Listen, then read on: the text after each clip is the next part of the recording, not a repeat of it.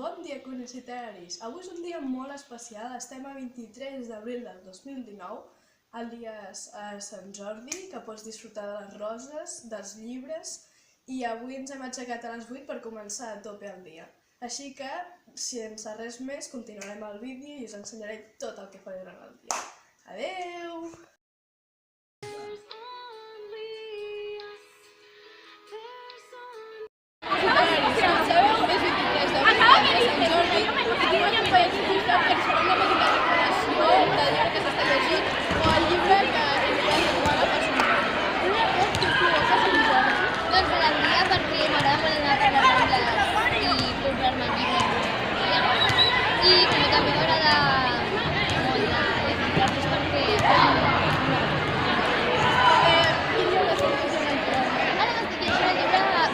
Estrella i una de gent que té lectura, sí, perquè és així molt romàntic. Com seria aquell llibre que cerca per Sant Jordi Veuré quin hi ha, però m'agradaria que això sigui escriure. Quin llibre recomanaries? Recomanaria el que m'estigués un lloc, la Barcelona Estrella, o també el de Wonder, perquè són molt... es trobo com molt real.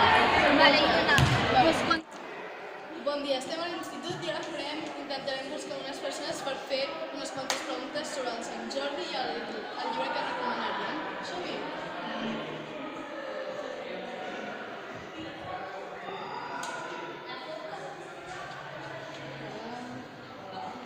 Et podeu fer unes preguntes? Sí, sobre què? Sobre el Sant Jordi. Què et provoca Sant Jordi? Em fa molta emoció des de que comença el dia fins que s'acaba. M'agrada molt anar a Rambla per mirar les paradetes dels llibres i les roses, tota la mística aquella del drac i del cavaller i la donzella i tota la pesca. O sigui, m'agrada molt. És un dia molt meravellós perquè la gent surt al carrer, és com si fos festa i no és ben bé festa perquè ho fa cada dia, per tant surt molt natural i de dins i és molt bonic.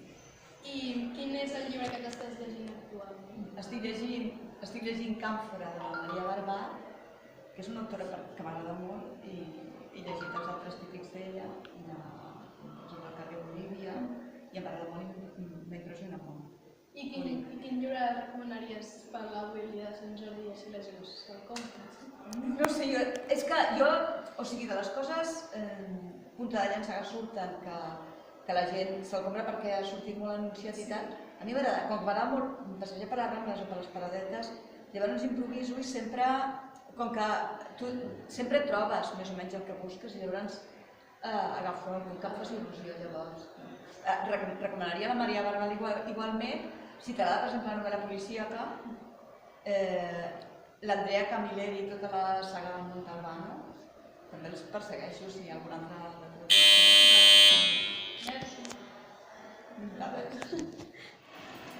Doncs després de parlar amb la Lourdes Estruc anireu a parlar amb l'Amir. Som-hi!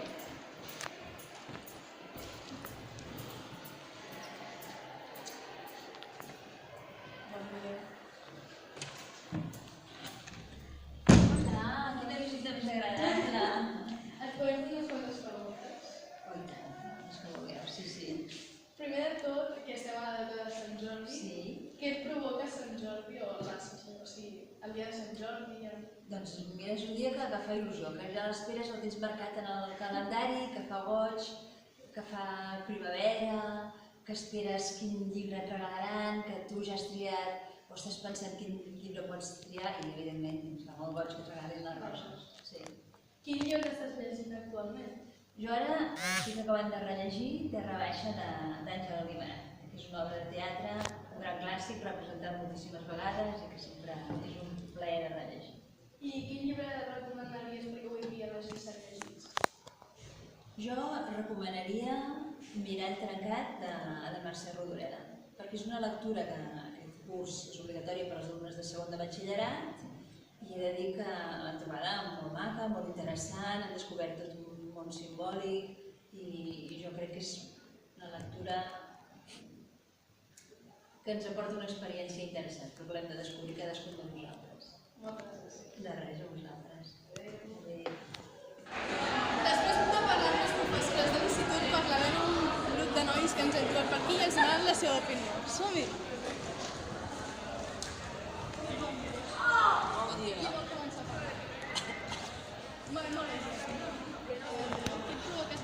A mi Sant Jordi em donen ganes de sortir al carrer a mirar llibres. A mi també, allà a les flors. Oui, Francisco.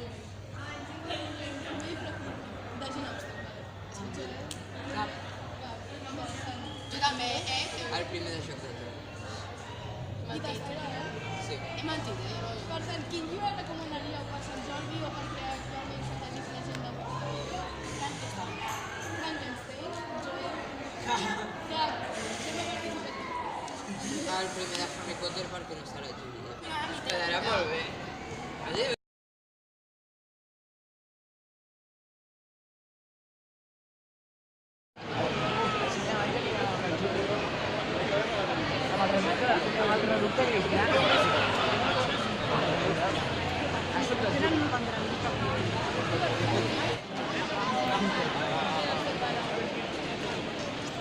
Bon dia, coneixes literaris. Estem a la Rambla del Poble Nou i intentarem buscar un llibre perquè hi ha molta gent. Periscopi.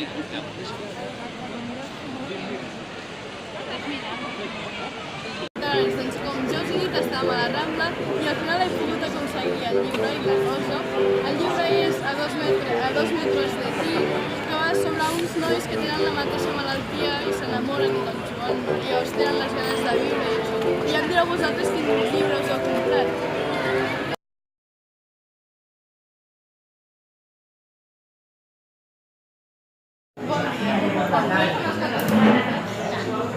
Primer de tot, què provoca Sant Jordi? A mi m'agrada molt el carrer, passejar, veure els llibres, la gent no les roses, veure els llibres, veure les flors, veure la gent passejant. Bon rotllo. Quin és el llibre que t'estàs llegint actualment? Ara mateix m'estic llegint de la Julia Navarro, que és Tu no m'atreveixes. Sí, també m'agrada. És que m'agrada molt. Soy molt agraïda. Quin és el llibre que més recomanaries als nois? Els nois és que són persones dels llibres, xica. Depèn, hi ha llibres històrics, hi ha llibres novel·lats, no sé, però segons de la teva. Segons de la teva mare,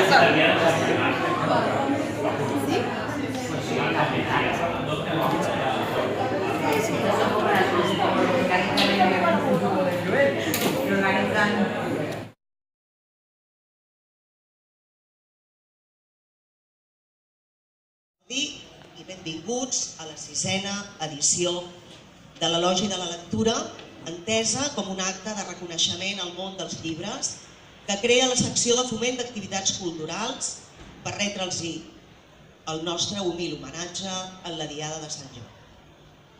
Amb aquest acte d'avui, els tertulians i les tertulianes del Centre Moral i Cultural volem compartir amb tots els que hi sou aquí la nostra estimació i respecte per la literatura en general i per la novel·la en concret.